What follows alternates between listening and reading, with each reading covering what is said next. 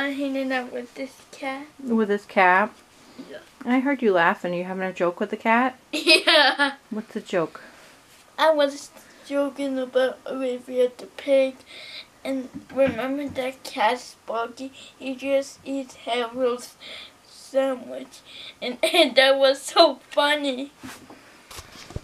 So yes, I can't believe this is happening.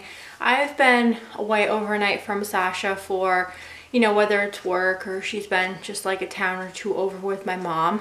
But, you know, my son's getting older and I feel that, like, you know, put in the tear moment that we just don't spend a lot of time together. He's so busy working and planning the future for his life that it's like we just don't spend any time together. So I am going to New York City today with my son, and I'm going to catch the train and hopefully not get lost because I don't do this a ton. And Sasha's going to stay home with my mom, and my mom is going to spend the night here and take care of the whole entire gang, all my furry creatures as well. So fingers crossed, all goes well.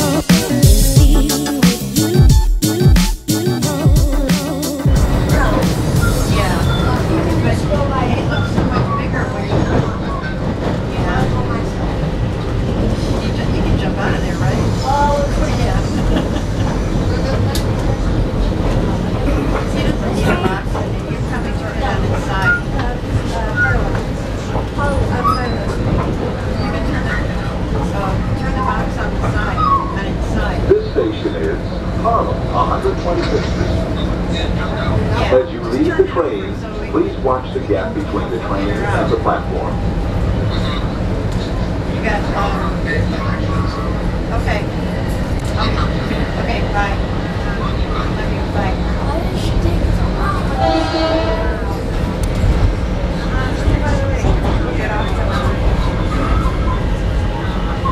I said no, What'd you make? We're in the M&M factory. Look at this place, it's amazing. Let's go on to Randall's Island. So that's your ferry going to your thing? Yeah. Oh boy. Be safe. Because that's the Empire State Building and that's the Freedom Tower. Okay. So we're just on the rooftop, just hanging out. Checking out the view. I think we didn't get invited to that party over there, Josh. They're having like a whole entire party over there. So how do you think the vacation's going so far? So I guess you could say that I am not a city person and I'm not used to city life. I have lived in the sticks in the country my whole entire life and been down here a couple times in my lifetime, but I guess the older you get, the really more that you enjoy the peace and quiet. My son, excuse me, is still at his concert. He kind of left me here, which was fine.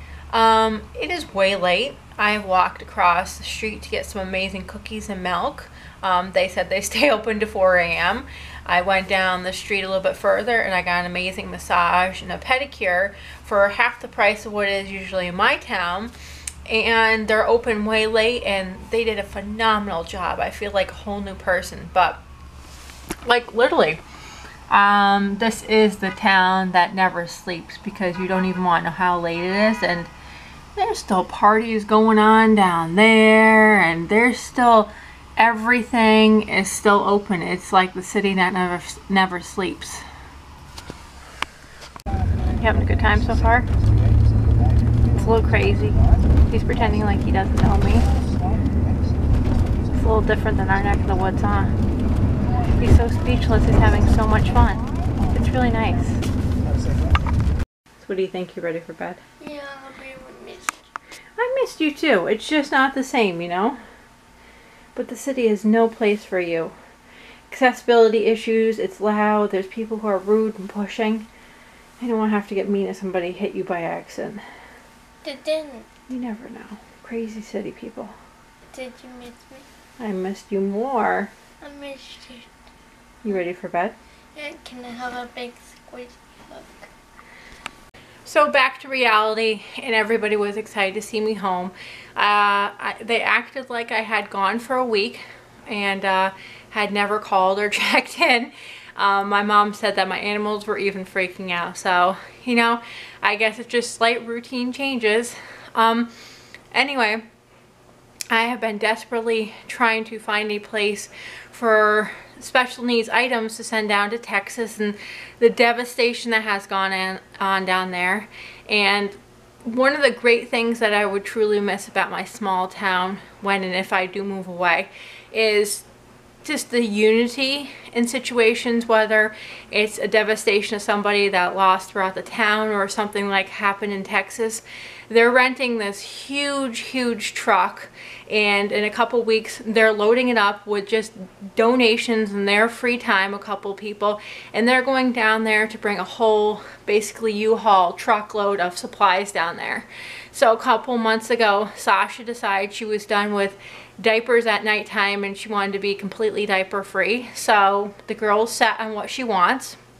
So I have this whole entire expensive case of brand new unused diapers, and I called the American Red Cross and they were kind of like, well, you can drop it off here, there, and all their locations were like 2 to 3 hours away from me. And I was kind of like, I'm not going to spend 4 hours in the car to drop off a case of diapers. And shipping and handling is just ginormous. So they're going to take them down there, and there's actually a couple other special needs families that are putting things on the truck, and they're going to separate all of them. So I'm excited about that because, not to rant, but it seems like you hear a ton of needing donations, but unfortunately I think people are forgetting about organizations and people that have special needs children that had to evacuate their homes just in the second, in the moment, and get out of there, and they lost medical tubing for supplies and diapers and wipes and medical equipment and wheelchairs and the standards and stuff that costs thousands and thousands of dollars that sometimes insurance doesn't cover. So really think about those types of families, and if you have something you can do to help out or to send an old piece of equipment down there, I'm sure they would love it. So we'll talk to you guys later, and thanks for watching. Bye.